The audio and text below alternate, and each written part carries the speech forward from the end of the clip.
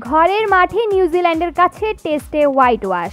Border Gavaskar ট্রফিতে অস্ট্রেলিয়ার কাছে শোচনীয় পরাজয়। রোহিত শর্মা ও বিরাট কোহলির বাজে ফর্মের কারণে সাবেক খেলোয়াড়দের তীব্র সমালোচনা। গত কয়েকদিনের ভারতীয় ক্রিকেটে মাঠ এবং মাঠের বাইরের অবস্থা খুব একটা ভালো যাচ্ছে না। চ্যাম্পিয়ন্স ট্রফির জন্য সব দল স্কোয়াড ঘোষণা দিলেও বাকি ছিল ভারত।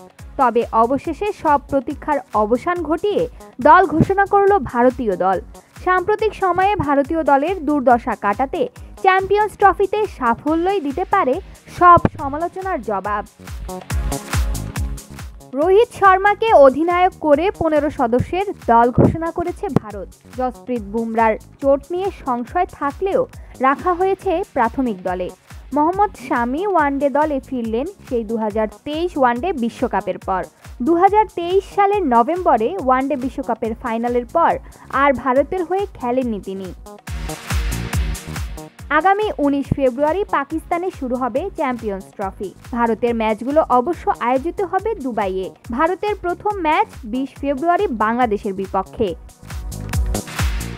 চ্যাম্পিয়ন্স ট্রফিতে ভারতীয় দল: রোহিত শর্মা অধিনায়ক, যশস্বী জয়সওয়াল, শুভমান গিল সহ অধিনায়ক, Virat Kohli, Shreyas Iyer, KL Rahul wicketkeeper, Rishabh Pant wicketkeeper, Hardik Pandya, Axar Patel, Washington Sundar, Jasprit Bumrah, Arshdeep Singh, Mohammad শামি, কুলদীপ যাদব ও রবীন্দ্র জাদেজা।